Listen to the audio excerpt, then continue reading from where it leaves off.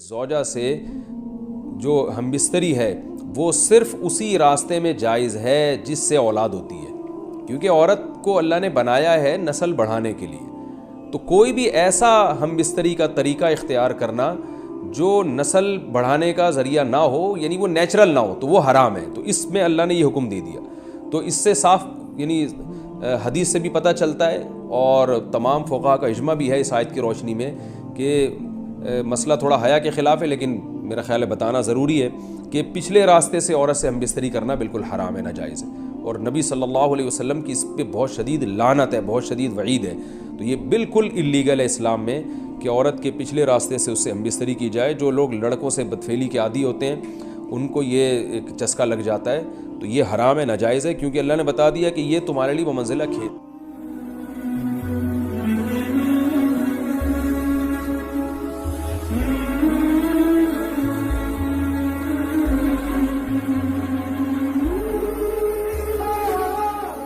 ارشاد فرمایا نساؤکم حرث لکم، تمہاری عورتیں تمہارے لیے بمنزلہ کھیت کے ہیں۔ حرث عربی میں کھیت کو کہتے ہیں، تو بمنزلہ کھیت کے ہیں۔ جیسے بیج ڈالا جاتا ہے کھیت میں اور اس سے پیداوار بڑھتی ہے، تو عورت کی جو ایک حیثیت ہے، نیچر نے جو اس کی ایک حیثیت متعین کی ہے، وہ بھی ایک نسل بڑھانے کا ذریعہ ہے، جس میں مرد کا جو اسپم ہے وہ بطور بیج کے ہے، اور جو اولاد ہے وہ ایک پیداوار کی طرح ہے۔ تو اللہ نے یہ یاد رکھیں، اس آیت کو بہت سارے غیر مسلموں نے عورت کے خلاف بہت نیگیٹیوٹی پھیلائی ہے کہ دیکھو اسلام عورت کی توہین کرتا ہے، اس کو کھیتی سے تعبیر کرتا ہے۔ تو کچھ لفظ کسی اور زبان میں جب وہ جاتے ہیں تو وہ توہین کا معنی دیتے ہیں۔ عربی میں جو حرث کا معنی ہے یہ تعظیم کے لیے ہے، توہین کے لیے نہیں ہے۔ اردو میں جو کھیتی کا معنی ہے وہ توہین کے لیے استعمال ہوتا ہے۔ کھیتی یعنی جو پاؤں میں روندی ڈالنے والی، اور زمین جو ہے پاؤں میں گویا روندی، اس کو روندا جا رہا ہے۔ تو اس لیے اس کا اردو میں بالکل اسی طرح جو لوگ ترجمہ کر دیتے ہیں کہ عورتیں تمہاری کھیتیاں ہیں، تو یہ ترجمہ میرا خیال ہے اس لیے درست نہیں ہے کہ اردو میں اس کا مفہوم ہی چینج ہو جاتا ہے۔ یعنی گویا ایک عزت کے لیے جو لفظ اللہ نے استعمال کیا وہ ذلت کا ذریعہ بن جاتا ہے۔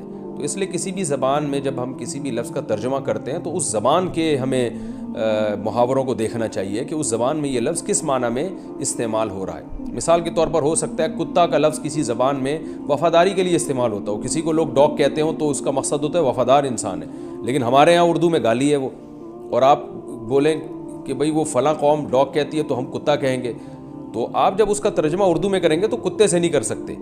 تو اسی طرح یہ عربی کا جو لفظ ہے اس میں بھی یہ چیز غور یعنی ملحوظ رہنی چاہیے۔ تو اس لیے اس کا ترجمہ کیا جائے گا تمہاری عورتیں تمہارے لیے پیداوار بڑھانے کا ذریعہ ہیں، نسل بڑھانے کا ذریعہ ہیں۔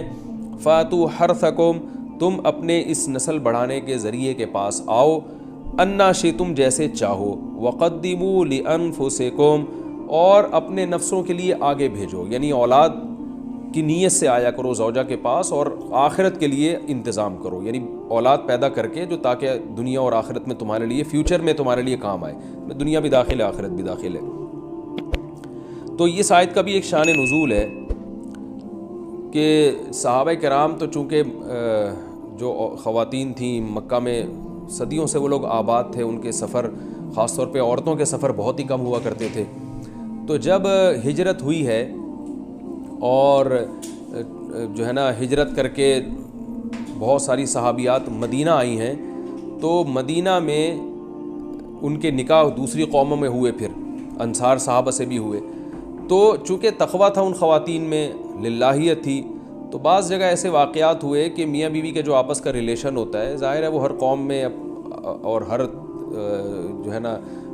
شخص کا مزاج دوسرے سے مختلف ہوتا ہے، تو بعض مردوں نے اس طرح سے اپنی زوجات کے ساتھ ہم بستری کی کہ ان خواتین کو پھر اشکال ہوا کہ پتہ نہیں اس طرح سے ہم بستری کرنا جائز بھی ہے یا نہیں ہے۔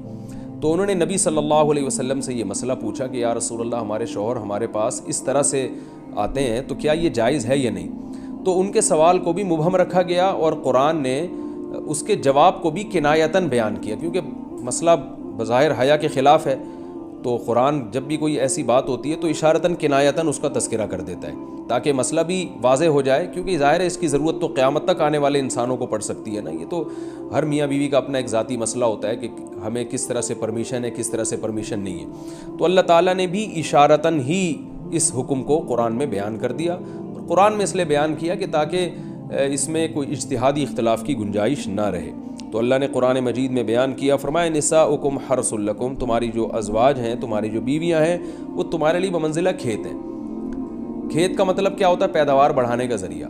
تو اس میں سب سے پہلا مسئلہ تو قرآن نے یہ بیان کر دیا کہ زوجہ سے جو ہم بستری ہے وہ صرف اسی راستے میں جائز ہے جس سے اولاد ہوتی ہے، کیونکہ عورت کو اللہ نے بنایا ہے نسل بڑھانے کے لیے۔ تو کوئی بھی ایسا ہم بستری کا طریقہ اختیار کرنا جو نسل بڑھانے کا ذریعہ نہ ہو، یعنی وہ نیچرل نہ ہو، تو وہ حرام ہے۔ تو اس میں اللہ نے یہ حکم دے دیا۔ تو اس سے صاف یعنی حدیث سے بھی پتہ چلتا ہے، اور تمام فقہاء کا اجماع بھی ہے اس آیت کی روشنی میں کہ مسئلہ تھوڑا حیا کے خلاف ہے، لیکن میرا خیال ہے بتانا ضروری ہے کہ پچھلے راستے سے عورت سے ہم بستری کرنا بالکل حرام ہے، ناجائز ہے، اور نبی صلی اللہ علیہ وسلم کی اس پہ بہت شدید لعنت ہے، بہت شدید وعید ہے۔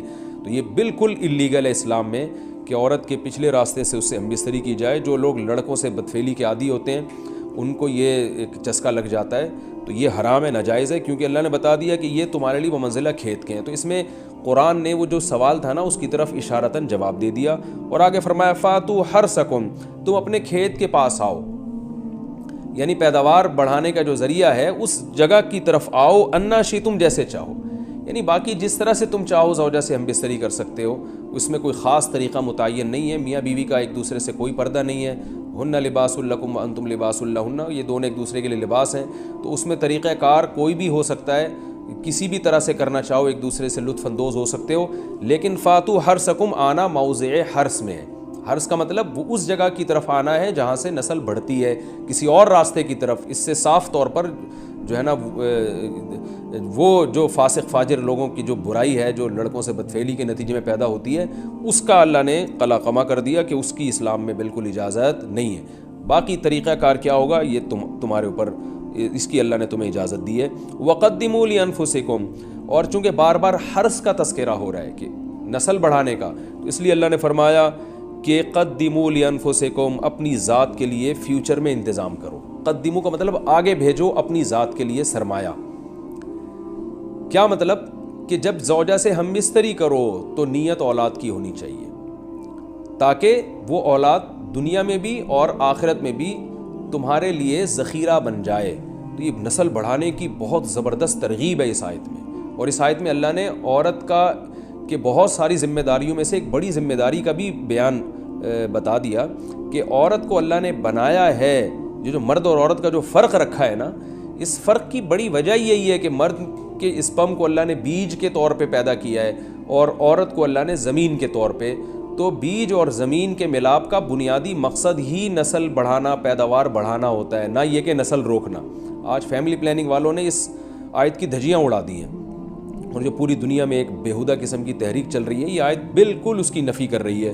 اس لیے اللہ نے فرمایا اچھا، اللہ نے اس کا بھی جواب دے دیا کہ جو فیملی پلاننگ والے کہتے ہیں نا نسل بڑھنے سے تمہارا نقصان ہوگا، خرچے بڑھ جائیں گے، تو اللہ فرماتا ہے قدموا لانفسکم، تمہارا فیوچر بن جائے گا، سنور جائے گا، کیونکہ اولاد پہ اتنی انویسٹمنٹ نہیں ہوتی جتنا اس کا آؤٹ پٹ ہوتا ہے۔ ان پٹ کم ہے، آؤٹ پٹ زیادہ ہے، انویسٹمنٹ کم ہے، اس کے جو پروفٹ ہے وہ زیادہ ہے، دنیا میں بھی اور آخرت میں بھی۔ تو اللہ نے فرمایا اپنے نفس کے لیے، فیوچر کے لیے انتظام کرو، بڑھاپے کے لیے انتظام کرو۔ تمہارے بیٹے ہوں گے، بیٹیاں ہوں گی، پوتے ہوں گے، نواسے ہوں گے، بہویں ہوں گی، یہ دنیا کا مستقبل اور آخرت کا مستقبل کیا ہے۔ جو عبداللہ بن عمر رضی اللہ تعالیٰ عنہ نے جب نکاح کا ارادہ ترک کیا تو آپ کی جو ہمشیرہ تھی حضرت حفصہ، انہوں نے فرمایا کہ نکاح کرو، تمہارے اولاد ہوگی، دنیا سے جاؤ گے تو تمہارے لیے دعائیں مانگے گی، تو یہ آخرت کے لیے ذخیرہ ہے۔ تو اس لیے اللہ نے فرمایا کہ آخرت کے لیے ذخیرہ کرو، واتقوا اللہ، اور اللہ سے ڈرو، واعلموا انکم ملاقوہ، اور جان لو کہ تم نے ایک دن اللہ سے ملاقات کرنی ہے۔ تو جتنے حکام اللہ نے تمہیں اس آیت میں دیے ہیں ان تمام حکام کو تم نے فالو کرنا ہے۔ وبشر المومنین، اور ایمان والوں کو خوشخبری سنا دے۔